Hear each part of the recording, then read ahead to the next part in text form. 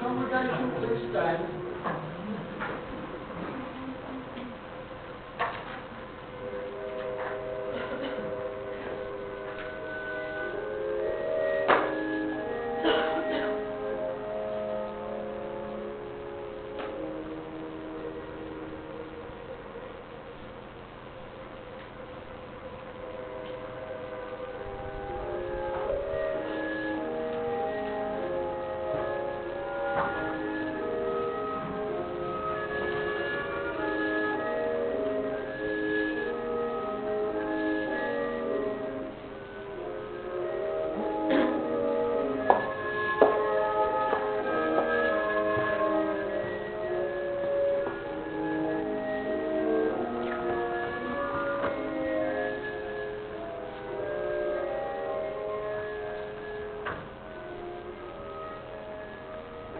Please be seated.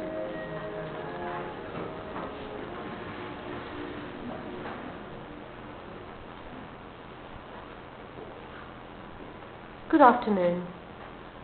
I'm Rachel Thompson and I'm an independent celebrant. I welcome you all here today to give thanks for the life of Derek. We give thanks for the experiences that you shared together and we wish him well now that his time is over. Within today's ceremony, we will be marking Derek's passing, honouring his memory and reflecting the love of those around him. The music and the readings you will hear today have been chosen very much with Derek in mind. I do hope you can find some comfort in the knowledge that he did live a very rich and full life, in fact outliving his brother and living longer than his parents. Derek was born in January 1922 in Birmingham as a younger brother to Robert Andrews. In 1936 he joined the family business of Andrews of Sunningdale. He then attended the London School of Commerce in 1937. In 1939 he went to work at Phosphor Bronze Munitions Factory and then joined the RAF Royal Air Force as an engineer until the end of the Second World War in 1946. During the war years, Andrews of Sunningdale closed and was reopened in 1946 by Derek's brother Bob. Derek opened Andrews of Hindhead the same year. He was involved in the tennis world all of his life and joined West Hants Tennis Club and Parkstone Yacht Club. His father had a cabin cruiser and they enjoyed many days sailing around Poole and Bournemouth. Derek enjoyed Wimbledon every year and was an active member of Liphook and Kingsley tennis clubs, as well as a lifetime member of Hindhead Golf Club, something he also enjoyed. He was initiated into Hindhead Masonic Lodge in 1952 and remained a loyal member ever since, including his role as Master of the Lodge in 1962. Derek built the Kenmore House in Highfield Crescent in 1946. He married Diana Rossington in 1956 and raised 3 children, Steve, John and Carolyn, and lived there ever after. He continued to work in the business with John right up until the last couple of months. Derek and Diana bought a wonderful villa in Mallorca in 1963 and the family enjoyed many holidays there until 1983. He always enjoyed playing bridge, travelling, Wimbledon, watching opera, theatre and music, especially Wagner. Yet it is as we are faced with his sad loss that we are reminded that life is indeed very fragile and we try to find the strength to come to terms with this. We may all develop a different set of beliefs about death, but when someone close to us dies, we all share the same feelings of sadness and loss, and we all share the same need for comfort and for reassurance. You are together here in the presence of others who have known and loved Derek, and I hope that by sharing your thoughts, feelings and your memories here today, it will help you in commemorating his life in a positive way. We will now sing the hymn, All Bright and Beautiful. Please be upstanding.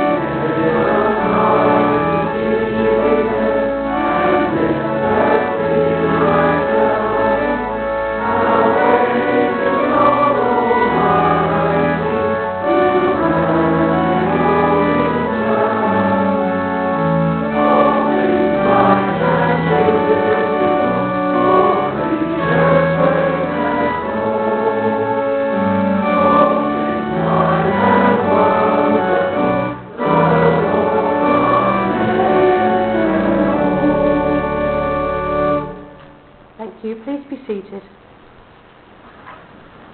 We will now hear tributes to Derek from Steve, John and Carolyn.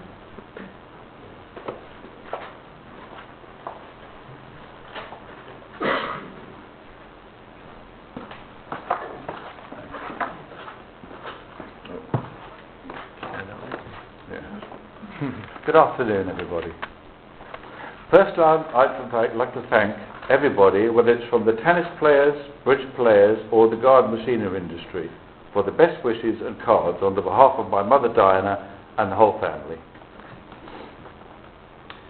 Dad would have been tickled pink to have passed away on Ladies' Day at Wimbledon. He only stopped playing reluctantly 4 years ago when he was 88.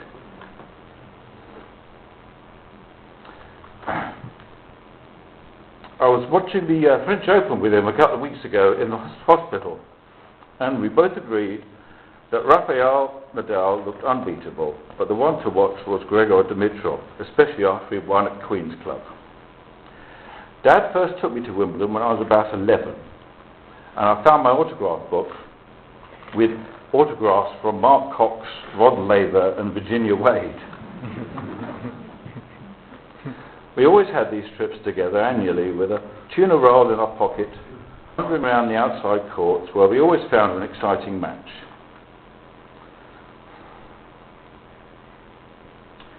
I was there last Saturday with well-met Andrew Unfortunately, we only saw 10 minutes of Serena Williams. Then, in the rain, we had a bottle of champagne and had a toast to the old man. He did not drink very often, especially champagne, but when we flew on one of the last Concorde flights from New York, he suggested we should have a glass. I said it's 8 o'clock in the morning, but they were serving Paul Roger's Sir Winston Churchill, so an exception was made. Normally he only drank half a bitter. I'm very grateful he was only ill for a couple of months and did not suffer a prolonged illness. At 92, he had a good innings, and we shall all miss him dearly.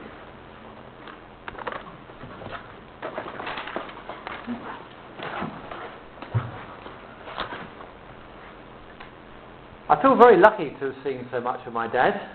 As most of you all know, I worked with him for many, many years, and he was still coming into work until 3 months ago.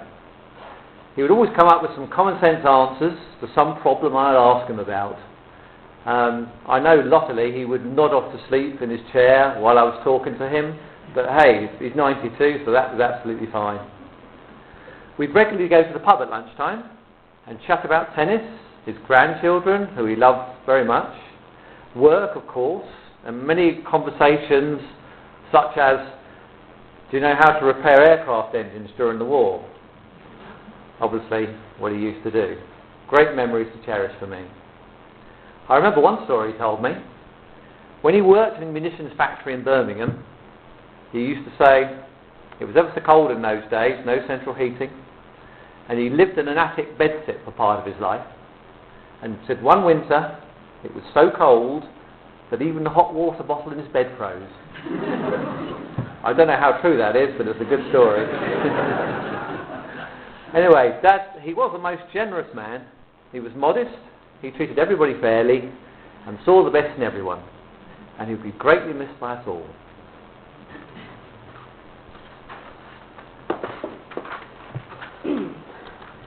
Well, today we have two celebrations. One for Dad's wonderful life, and one for American Independence Day, July 4th. Dad and Mum always enjoyed their holidays coming over to see me, whether I was living in California or Colorado. We had many happy holidays driving up and down the California coast and in and out of the mountains of Colorado. I do remember a story when Mum and Dad and I were in the town of Calico outside of Las Vegas, which is a ghost town and a deserted mine. And we lost Dad, and the night time was settling in. We were in a deserted, dark, spooky place, and Dad had wandered off. Next thing, we saw a security car heading towards us with lights flashing, and Dad sitting in the front seat like a lost child looking for his parents. We were both relieved to see him or anyone by this stage. Our years in Mallorca were always very happy times when we were young children. I remember the drama of sweeping the chimney and repairing the boiler. During one Christmas visit, John, Dad, and Steve were all covered in soot, oil, and paraffin. It took days to get them all clean. When Dad was unable to play tennis at the level he previously enjoyed, bridge came along at the right time. Mum and Dad have a wonderful group that meet and play at Kenmore every week, and I know he enjoyed the relaxed, friendly company and attention he received from all the girls. This kept his mind active and purposeful. I would like to thank the Bridge girls for all their love and ability to keep him laughing. He was very fond of you all. Dad taught me how to swim, ride a bike, and drive a car.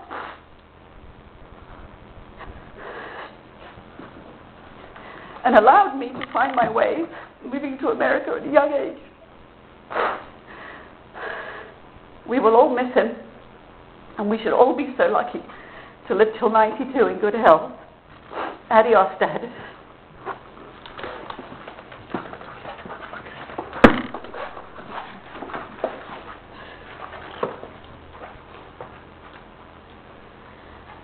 Thank you, all of you. Great tributes for your dad. We will now hear a poem read for us by Brendan.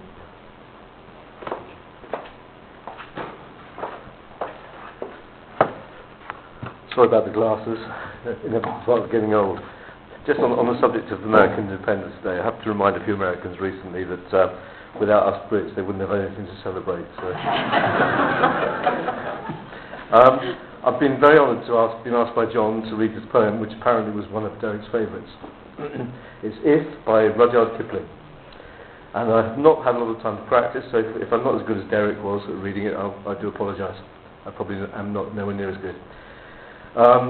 It goes, if you can keep your head when all about you are losing theirs and blaming it on you, if you can trust yourself when all men doubt you, but make allowance for their doubting too, if you can wait and not be tired by waiting, or being lied about, don't deal in lies, or being hated, don't give way to hating, and yet don't look too good, nor talk too wise.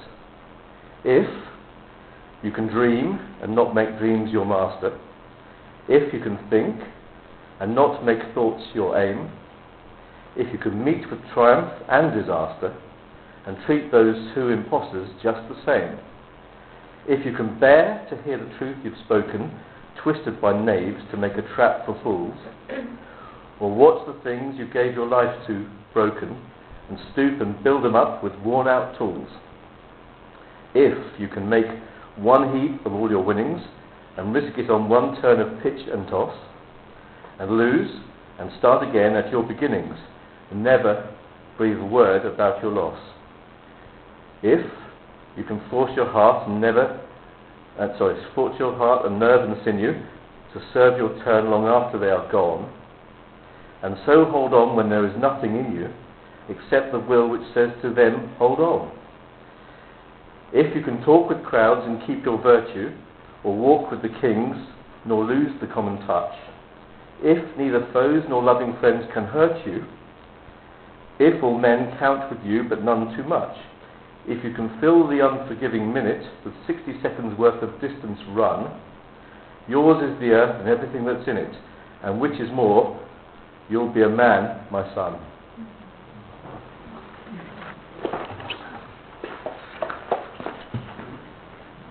Thank you, Brendan. Please stand now as we sing the hymn, Jerusalem.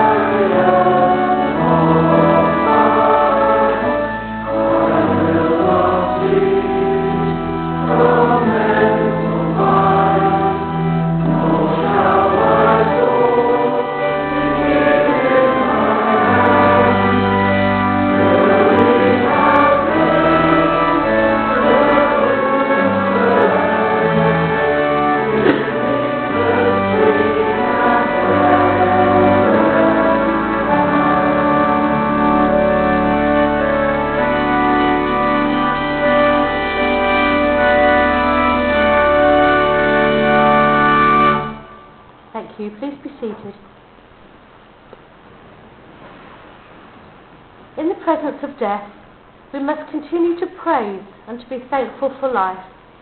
We must be able to accept death and go from its presence better able to bear our burdens and to lighten the load of others. The time has almost come for us to make our final farewells to Derek. Before we do, please join me as we say the Lord's Prayer. Our Father, hallowed be thy name. Thy kingdom come, thy will be done. Thy will be done on earth as it is in heaven. Give us this day our daily bread, and forgive us our trespasses, as we forgive those who trespass against us. And lead us not into temptation, but deliver us from evil. For thine is the kingdom, the power and the glory, forever and ever. Amen. Out of respect, I ask you now to please stand for the committal.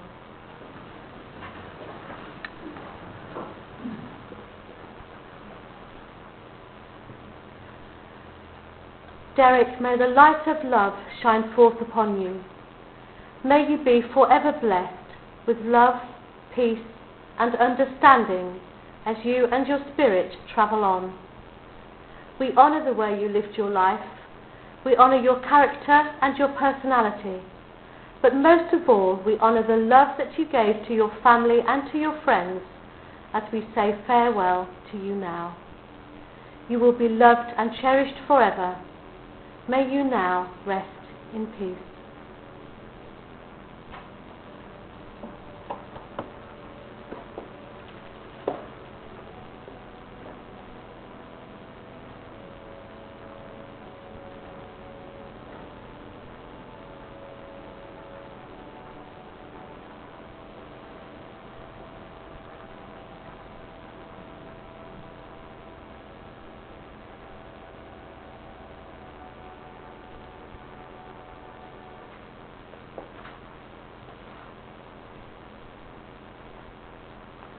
Please be seated.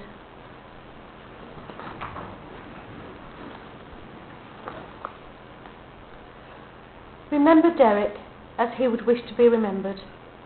It is in remembering him and keeping alive what he meant to you that you will be paying him the greatest tribute. Let our love for him draw us together and give us a new appreciation of one another. Let it remind us of the beauty and fragility of relationships which mirror goodness and grace in us all. On behalf of Derek's family, I would like to invite you all back to the Withers Inn for refreshments and to continue sharing your memories. As you return to the routines of your lives today, carrying Derek in your hearts, journey safely, go in love, and may an abiding peace go with you all.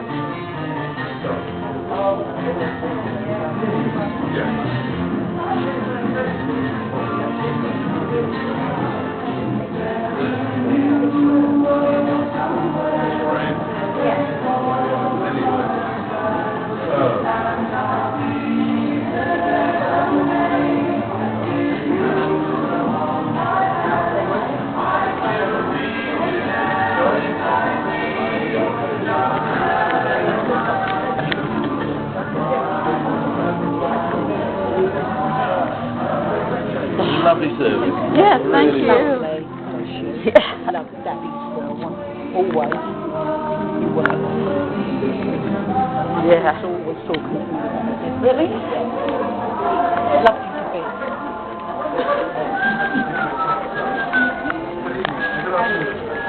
You did well, young lady. You did, huh?